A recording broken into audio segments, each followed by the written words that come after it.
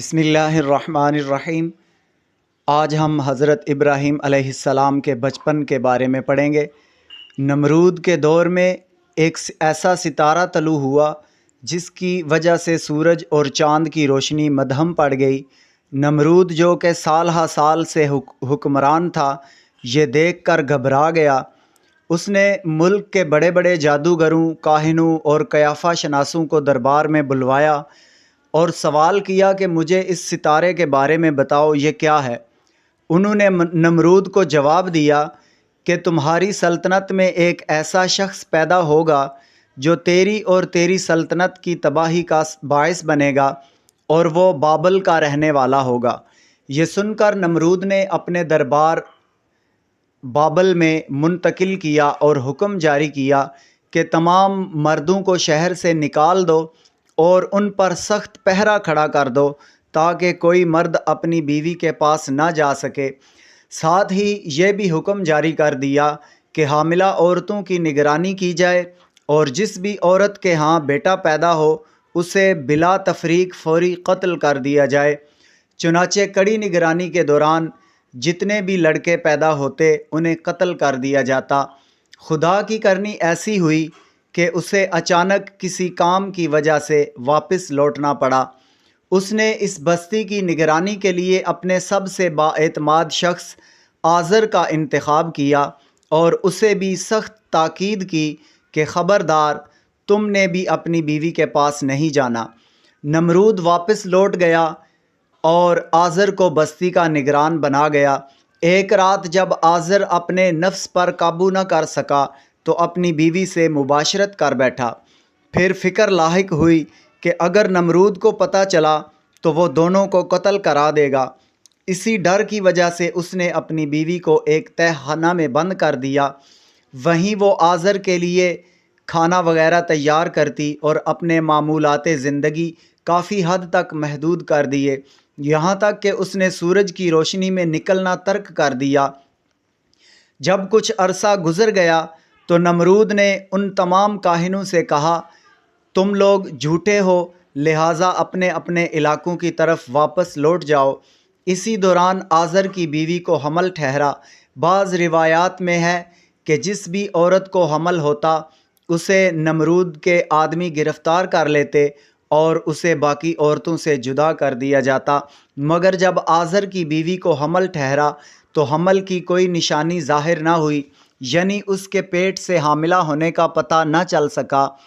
یہی وجہ ہے کہ جب وہ وقت آیا کہ جس وقت کے بارے میں نجومیوں نے بتایا تھا، حضرت ابراہیم علیہ السلام کی پیدائش ہوئی، اور آپ علیہ السلام نے اس تیز رفتاری سے پرورش پائی کہ ہفتہ میں مہینے کے برابر اور ایک مہینہ میں سال کے برابر بڑھتے تھے۔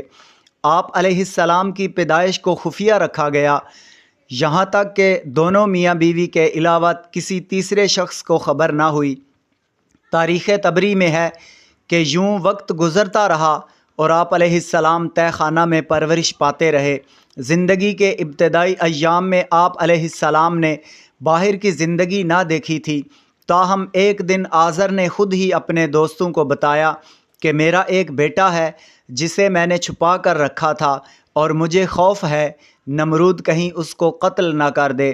انہوں نے جواب دیا، ہمیں ایسا کوئی اندیشہ نہیں، تم اسے لے آؤ۔ چنانچہ حضرت ابراہیم علیہ السلام جب پہلے دن تہ خانہ کی فضا سے باہر نکلے تو جس جانور کو دیکھتے اس کے متعلق سوال کرتے کہ یہ کیا ہے؟ انہوں نے کہا، یہ گائے ہے، یہ بکریاں، بھیڑیں ہیں، اور ان سے یہ کام لیے جاتے ہیں۔ حضرت ابراہیم علیہ السلام نے جواب سن کر ارشاد فرمایا، تب تو ضروری ہے کہ ان سب کا کوئی پیدا کرنے والا اور پالنے والا بھی ہو۔ ننھی سی عمر میں آپ علیہ السلام کی زبان سے یہ الفاظ سن کر لوگ حیرت زدہ ہو گئے۔ ایک اور روایت میں ہے کہ آپ علیہ السلام رات کے وقت تہ خانہ سے باہر نکلا کرتے تھے۔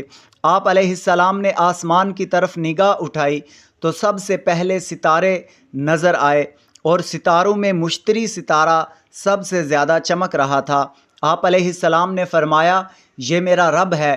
تھوڑی دیر بعد وہ غائب ہو گیا تو فرمایا، میں غائب ہو جانے والی چیزوں کو پسند نہیں کرتا، یعنی میں اپنے ایسے رب کو پسند نہیں کرتا جو غائب ہو جاتا ہے۔ حضرت ابن عباس رضی اللہ تعالی عنہ فرماتے ہیں کہ آپ علیہ السلام قمری مہینے کے آخری ایام میں تہہ خانہ سے باہر آئے تھے۔ جب رات کا آخری حصہ ہوا تو چاند نمودار ہوا۔ آپ علیہ السلام نے جب چاند کو چمکتے ہوئے دیکھا تو فرمایا یہ میرا رب ہے۔ جب چاند غائب ہو گیا تو فرمایا اگر میرا رب مجھے سیدھا راستہ نہ دکھائے گا تو میں ان لوگوں میں سے ہو جاؤں گا جو بھٹکے ہوئے ہیں۔ پھر جب صبح ہوئی تو سورج طلوع ہوا۔